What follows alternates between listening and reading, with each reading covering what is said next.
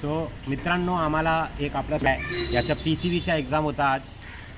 Second day first shift. काय म्हणायचं तुला, फिजिक्स कशा गेला तुझा?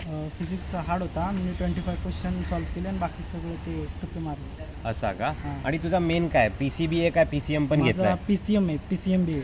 मग PCB कशाला एक्झाम देतोय? म्हणजे असं बघायला की एक्झाम कशी असते काय नाही.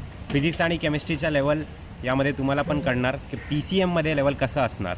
आणि तुला केमिस्ट्रीमध्ये काय सोपा वाटला, काय मीडियम था, असं कसं फिजिकल वाटलं? केमिस्ट्री सोपी होती. सगळं सॉल्व्ह केलं मी. केमिस्ट्री सगळं सगळं सोपी solve होती. आमच्याबद्दल काहीतरी हेल्प मिळाली का तुला? हां, तुमचे ते हे बघितलेलं GPL बघितलेला. GPL नाही, तो CPL असतात. CPL. ऑलराईट. आणि फिजिकल केमिस्ट्री खूप असा हां. मॉडरेट काय इझी?